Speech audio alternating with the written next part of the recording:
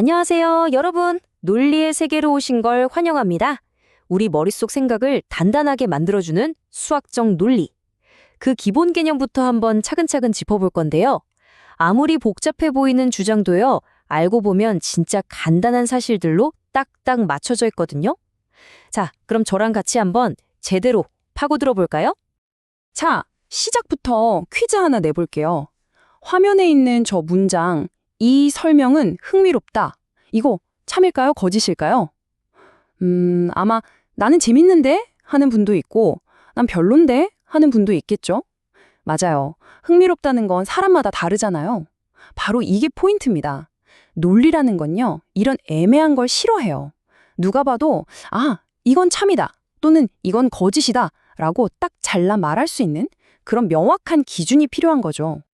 그래서 오늘 우리가 갈 길은 이렇습니다. 총 5단계로 논리의 기초를 확실하게 다져볼 거예요. 첫째, 뭐가 참이고 거짓인지 그 기준부터 세우고요. 둘째, 이 논리를 눈에 보이는 그림, 바로 집합으로 바꿔볼 겁니다. 셋째, 주어진 명제를 홀라당 뒤집어 보면 어떻게 되는지, 그 다음엔 논증의 심장이죠. 만약 뭐뭐라면 이걸 뜯어볼 거고요. 마지막으로 모든과 어떤 이 두 단어가 가진 엄청난 힘의 차이까지 알아볼게요. 자, 그럼 첫 번째 단계부터 시작해 볼까요? 참이냐, 거짓이냐, 아니면 애매한 거냐? 우리가 어떤 주장을 하려면요, 그 주장의 재료가 되는 게 뭔지부터 알아야 하지 않겠어요? 논리를 만드는 가장 기본 벽돌, 그게 뭘까요? 정답은 바로 명제입니다. 명제라는 건요, 다른 거 다 필요 없고 딱 2가지만 기억하시면 돼요. 참, 아니면 거짓. 무조건 둘 중 하나로 결판이 나야 합니다. 그러니까 뭐 내 생각엔이라던가 좀 그런 거 같기도 하고 이런 애매한 감정이나 주관이 끼어들 자리가 1도 없는 거죠. 아주 냉정하고 확실해야 해요. 자, 예시를 보면 확 와닿을 거예요. 첫 번째, 이는 4의 약수다. 이건 누가 봐도 참이죠. 그러니까 명제. 근데 진짜 재밌는 건 2번째 예시예요. 4와 6의 최소 공배수는 24다. 이거 틀렸잖아요. 정답은 12인데? 그쵸? 하지만 중요한 건 이게 틀렸다, 즉 거짓이다 라고 명확하게 말할 수 있다는 거예요. 그래서 이것도 완벽한 명제입니다. 명제는 꼭 참일 필요는 없어요. 참인지 거짓인지 판단만 할 수 있으면 돼요. 그에 비해 감자는 맛있다. 이건 뭐 취향의 문제니까 명제가 될 수 없는 거고요. 그럼 이건 어때요? x 더하기 3은 4다. 이건 x가 1이면 참인데 x가 2면 거짓이잖아요. 이렇게 미지수 x 값에 따라서 운명이 바뀌는 문장, 이걸 바로 조건이라고 불러요. 말 그대로 아직은 명제가 아니고 명제가 될 조건을 갖춘 상태. 뭐랄까? 명제 후보생. 이렇게 생각하면 딱 맞겠네요. 좋아요. 이제 다음 단계로 넘어가 볼게요. 방금 본 조건처럼 좀 추상적인 개념들을 어떻게 하면 눈에 확 들어오게 만들 수 있을까요? 제가 아주 기가 막힌 도구를 하나 소개해 드릴게요. 이건 거의 뭐 논리를 그림으로 그려주는 마법 같은 겁니다. 그 마법의 이름은 바로 진리집합입니다. 이름 한번 직관적이죠? 진리가 되게 하는 것들의 집합. 그러니까 어떤 조건을 참으로 만들어주는 값들을 몽땅 모아놓은 거예요. 그 조건을 만족시키는 어벤져스 팀이라고 생각하면 이해가 빠르실 거예요. 자, 바로 한번 써먹어 보죠. 우리가 활동할 무대, 그러니까 전체 집합이 1, 2, 3, 4, 5, 6 이렇게 6개의 숫자만 사는 세상이라고 쳐볼게요. 그리고 우리에게 주어진 미션, 즉 조건 P는 X는 소수여야 한다입니다. 자, 그럼 이 세상에서 나는 소수다라고 외칠 수 있는 멤버가 누구누구 있을까요? 그렇죠. 2, 그리고 3, 그리고 5. 바로 이 세 녀석입니다. 그래서 이 조건 P의 진리집합, 우리가 대문자 P라고 부를 이 팀의 멤버는 바로 2, 3, 5가 되는 거죠. 어때요? 그냥 X는 소수다라고 말할 때보다 훨씬 눈에 잘 보이지 않나요? 근데 이 진리집합이 진짜 강력한 이유는요, 조건을 합칠 때 나타나요. 예를 들어 P 또는 Q를 만족시킨다. 이건 뭘까요?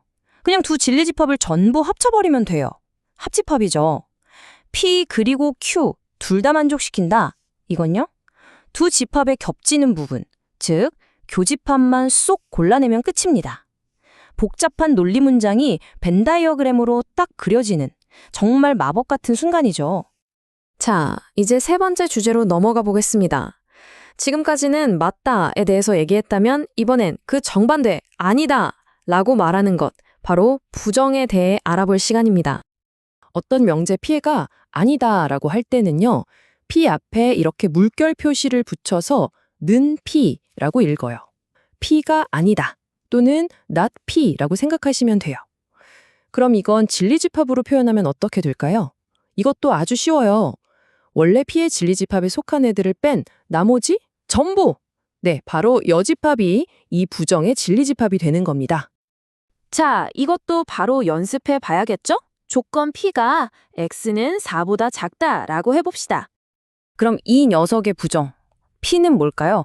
X는 4보다 크다? 라고 생각하셨다면 함정에 빠지신 겁니다.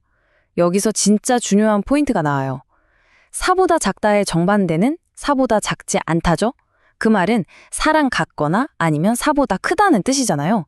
그래서 P는 X는 4보다 크거나 같다가 되어야 완벽한 정답입니다. 이 작은 등호 하나, 이게 논리의 디테일이고 핵심이에요.